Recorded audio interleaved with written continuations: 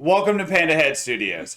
Today we are talking about Jujutsu Kaisen Episode 17, Kyoto Sister School Exchange Event Group Battle Part 3, and Episode 18, Sage. Episode 17 was awesome, but absolutely boring in the sense that it was just more backstory with some really awesome action scenes. And it has Maki and Miwa, where you just get to see how clever Maki is and how much she outclasses someone who has Yeah. a very similar skill set and actually has powers. Yeah.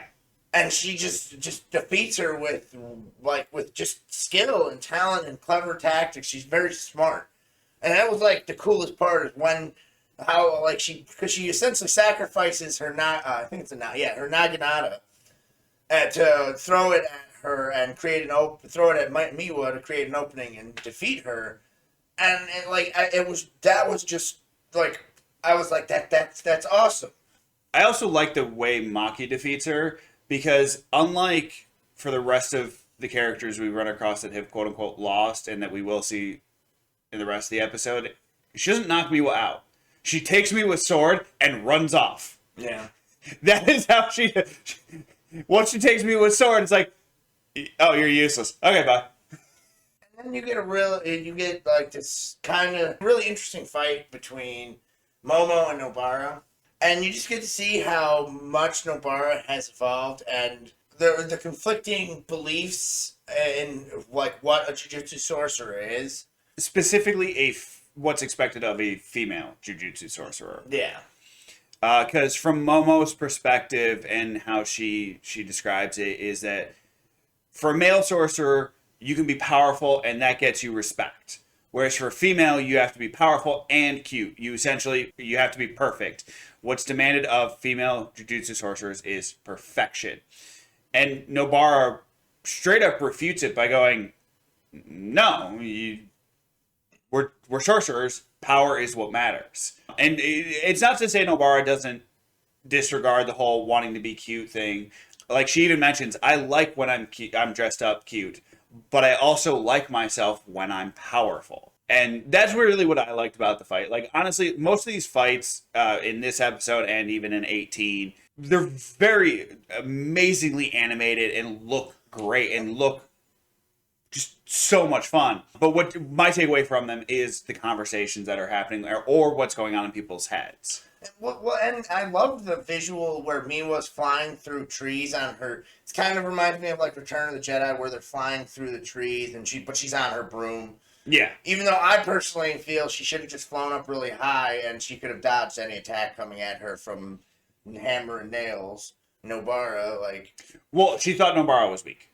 Yeah. On top of which, for Momo, her power is controlling wind.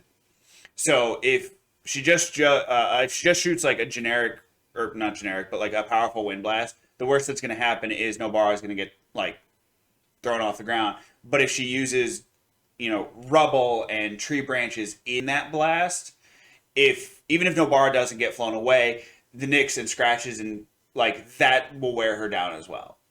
So that's Momo's sort of interpretation of that is Nobara's weak and is missing every attack. Up until Nobara shows off the fact that she was not missing every attack. She was hitting what she intended to because she was setting up a field of explosions. Yeah. And then breaks Miwa's broom and then the fight's over. And you get the fight's over because Mai gets involved and shoots Nobara in the head. Yeah. Which doesn't kill her. And rubber bullets. Yeah. And Nobara does make fun of Mai, and then Momo defends her, and then gets her, kind of tells a little bit of her backstory, and then Nobara is basically like, yeah, she's still a horrible person. And Nobara has a point. Absolutely. I do agree with Nobara in that is your upbringing doesn't give you free reign to do whatever you want and be a terrible person. Mm-hmm. She does say that she does admit that it sucks that she had a terrible upbringing, but that doesn't make her a good person. It just means she had a bad upbringing. Yeah. Then Maki shows up and has a really awesome fight with Mai, but and then they have backstory. But if you've seen any anime where two sisters and their families, and one doesn't want to do what the family does, but she still wants to be in charge of the family, same. It was that's where like it really started to kill a lot of like the fun of the episode for me, because I just thought that was. Like, the show isn't treading in it. There's almost no originality in this. I think the only original thing, to me, is the character named Itadori. And it just started to look like it really got... And just how long-winded that story... Like, I don't need to see the sister sitting outside crying because her older sister's like, I'm stubborn and I'm not going to change. And then the dad's like, well... That's great. Your sister's gonna get tortured because you want to be an individual. Yeah. And the sister isn't like, I'm gonna peace out or I'm gonna fail at the task that you assign me. I'm just gonna. And then you get to find out my special power, which is really cool. It's a very cool power. It's wasted on Mai. It is absolutely wasted because her power, it turns out, is creation. Now, because of the type of power it is, it does consume a lot of cursed energy because you are literally creating an object. Except for Mai, all she can create is one bullet, which is the entire reason she uses a revolver-style weapon, is so that she can throw off her opponents that are counting bullets. Because if they think, oh, it's a revolver, it's a 6-round cylinder, all of a sudden she shoots a 7th bullet, which she ends up doing, it'll catch them off guard and hopefully she'll get the win or something akin to that. But the reality is that's an amazing power, and if she dedicated herself to the training and actually put forth the effort, I think we'd see a much more unique way to use that, much like we're starting to see like we recently saw from Nobara. Nobara never used her things to create explosives and traps. Yeah. As we're about to see from Fushiguro in a little bit, which we'll talk about, how they're upgrading their powers. And that was the thing that really bothered me, was the fact that Mai shoots at her sister with that magic bullet, and which is awesome. Maki just catches it, like just catches it like a cliched action hero. No, she actually like she fully on grabbed. Oh, okay, but ultimately, it's super cliche, nonetheless. Yeah. But she does actually. That's fine, but I was hoping that they were gonna do something cool, and she was gonna break her glasses, which really is like the whole core of her powers, and such a glaring weakness, like kryptonite to Superman, except for it would actually be effective. Yeah. And they make she does. There's no way, like, it doesn't happen. And even if Maki, well, the reality is even if she broke her glasses, it wouldn't prevent her from fighting. Oh yeah, it would just prevent her from being useful in the tournament going forwards, because she wouldn't be able to see the curses anymore. And her saying she has no curse powers, you don't catch a bullet, even if it's a rubber bullet. Yeah. With your hand at superhuman speed. Yeah. To be fair, it's not a good defense. And they try to get around it by saying Mai tries to justify that ability by saying that Maki has a heavenly pact. Except unlike Mekamaru's, where he actually has power or like cursed energy and can transfer it, Maki was stripped of her powers, but in turn given superhuman strength. Which I'm not sure if that's the case, or if it's just Maki put forth effort in training. And we see that drive in Maki's character from when she was a younger person to even when she was showing off, like, earlier when she was training Fushiguro, like how they talk, things like that. Like, we see that she's a dedicated person. So I'm not sure whether her superhuman strength actually comes from this heavenly pact that Mai thinks she has, or if it comes from the fact that she trained like hell. Yeah. Especially since we find out that she is technically a 4th grade sorcerer. And everyone is like, why is she not a 2nd grade sorcerer? And we find out it's because the Zenin family is interfering with her with her promotions. Yeah, they're directly preventing her from getting promoted. And that's the end of that really awesome action-filled yet very boring backstory filled Yeah. episode. Like that is the entirety of the episode. It goes by fast, so like I felt like I watched 5 minutes in that 20 minutes of episode. Yeah, it does go by very quickly. You don't feel like you're bogged down by the information you get. And then for starting with episode 18, Sage, the scene that like I'd like to start with is the it's another fight scene, but this time it's between Kamo and Fushiguro. Awesome, super exciting, looks great, has blood bending in it. Blood manipulation. Yeah, it's got to be your own blood. Yes, that's really the key factor, is it has to be your own blood. Because we find out Kamo's ability, because Kamo starts off like shooting arrows that seem to like track Fushiguro wherever he goes, and his only way to stop them is to like have them directly run into something or like smack them out of the way, or at one point have a Shikigami grab them. It's because they are infused with his own blood, so they can, ergo, defy the laws of physics because he's just controlling his blood to go where he wants him to. Which is a super cool ability.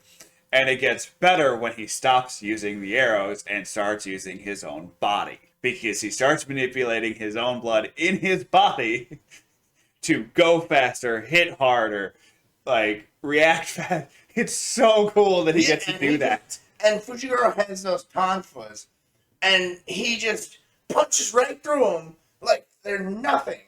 Oh, yeah. And like with just physical strength, and he's got this really cool like bloody eye thing that looks really cool. Yeah, it's awesome. And One thing I do like is the fact that we also get to learn like Fushiguro's ability, like what it actually is, which comes from the Zenin bloodline, which was mentioned earlier. He's from it, but really don't know what all that entails. It sounds that's like part of the banter. Say you think you're gonna get more on the Fushiguro's backstory. Yeah, they're like, oh, because Kamo comments that they're the same, blah blah, and Fushiguro's like, no, we're not, and Kamo at one point mentions the fact that Fushiguro has the Zenin bloodline's technique. He inherited their technique, and he's like, yeah, well, I have nothing to do with the family. I don't care. And then Fushiguro has the frog come, it's a distraction, and then he reveals a new Shikigami, which is a really cool outfit, and it shoots water that looks like it was done by hand painting, which I loved, a little different. Oh, yeah, I love that. Quality. And then Kamo realizes that, I'm out in the open, this is bad, because that's where the Shikigami will really thrive and be absolutely dangerous with Fushiguro's powers. Well, yeah, especially because he desummons the elephant to summon Nue, which is hyper useful in open areas. In an enclosed building, it's where's it going to go? How's it going to attack? Like, you only have a limited number of attacks in a hallway with a flying creature. Out in the open, though, attacks can come from whatever angle that they want. And you get a small tidbit of how sorcerers like him work, where Shikigami have to be tamed. Yes. Like he says, I just recently tamed this one, which I'm just very curious on how that like exactly works. Are they curses that he has to just kind of slap around and put a magic sticker on? Yeah, I do wish that they'd go into that. But they won't go into Fushigoro's backstory. No, I doubt it. I doubt that Kuna is interested in Fushiguro. Are we going to follow that plot? No. I don't think for this season. I think this season will end with Fushiguro still being mostly a mystery. I'm hoping this is greenlit for a second season where we can find out more about him. Well, I'm just hoping that Sukuna tricks Fushiguro into Dutch ruddering Itadori so he can escape. Because that's what I think his ultimate plan is. Because of the hints of his power, of Fushiguro's power. Yeah. And then they just completely throw out the entirety. Oh, yeah. By the way, the last 4 episodes. If you were remotely interested in the tournament arc and how it ends, stop now. Just it doesn't. Throw it out the window, take all the hard work, all the beauty, and just toss it. Just toss it. I wanted a great arc. The Yu Yu Hakusho, great tournament. This show, all sorts of interesting characters. Nope. Yeah. No, we don't see a conclusion. Because what ends up happening is Hanami and some other sorcerer who we don't know yet attack the school. And Hanami is chasing down Toge, and the sorcerer who we don't know sets up a veil around the grounds in which the tournament is taking place. It's kind of a fun but also somewhat ridiculous veil because It looks like a dirty bubble. it does. But the whole point, like, Satoru mentions the fact that they weren't setting it up to look good; it was set up to be effective. That was it. That was the purpose of the veil. Was we want it effective? It doesn't matter how it looks, because the effect of the veil is anyone can enter or exit the veil except Satoru. He is not allowed entry, which is really entertaining because the sorcerer that set it up wants to fight and kill Satoru so he can make a coat rack out of him. And I'm really hoping they don't do the same thing they do in Fairy Tail with Satoru and Gildarts him, where it's Gildarts is most powerful. Gildarts shows up, Gildarts loses, Yeah. and then the main guy eats something that makes him powerful, and he wins. Yeah. That's why I'm so mad. This episode, I'm so mad about it, as opposed to having character growth and development and showing these characters, and because what's what they were kind of saying, like showing me is I was going to learn these characters' backstories and I was going to see how they kind of resolve problems. Nope. All of them are just like we're not gonna actually do like exciting things and have them go through something so they can change as people. We're just gonna have these people stick something in the soup and ruin it all. This better be good because this show is great and I'm still gonna watch. So if you can't tell, he's salty. It feels like the last 3 episodes were a waste of time. Toto and Ichidori not getting a conclusion in their fight is terrible. Is absolutely. I think Toto, like, I Toto think won't even what's care. going on, Toto won't care, and he's still going to force Itadori to learn the technique. I think Toto is going to be like, huh, neat. We're not done yet. Come on. Well, I see. That's the things. It really feels like they're gonna in some way force the hand, or like Mojica's gonna show up thinking he's all great, and Toto's gonna slap him around like a little fish. Yeah. I genuinely think Toto is not going to care about what's going on. He's going to force Itadori to get stronger. Because if you remember from the intro sequence, you see Toto and Itadori fighting Hanami. I think what's going to happen in the next episode is Toto is going to force Itadori to learn that, like, to get stronger and learn how to control his and to manage his cursed energy better. They're going to show up again at the end of the episode, prep to fight Hanami, and that's where that next episode is going to end. And the one after that is where you're going to get that fight scene. I predict that's how that's going to go. Because it's just how Toto's character is and how he's been portrayed so far. Is Toto does not care. He wants his fight. Well, and they show how powerful Hanami is, because when you see Toge, actually, he tells Hanami to stop, and Hanami is like, he's not completely frozen in place. He's like, he's resisting it, yeah. Resisting the effects of his powers. Which is really awesome. Which is really awesome, and my next favorite thing, because Hanami actually talks a little bit more in this episode, and they do what they did the first time Hanami spoke, where the words are backwards, which I think is a very fun little thing. But because Hanami ends up talking a lot more, Hanami somehow can mentally communicate with them. And now Hanami's words are normal. But they do comment. They do comment on the fact that his sounds don't make sense, but I understand his meaning. So they do comment on the fact that they're still hearing it incorrectly, and they're still hearing, to them, it's still gibberish. Yeah. They just now can understand what Hanami means. And that was another thing that was so annoying, is Hanami's whole reason. Humans are a plague on the planet. Well, remember, Hanami is the curse of nature. Hanami is the representation for the curse of nature, for the fear of nature. So it kind of makes sense that that's what Hanami wants. Yeah. On top of which, all the curses want humans dead. Gojo wants it. Mahito wants it. Like, all the curses want the humans dead, so it's just... Oh, it makes sense. It's just kind of...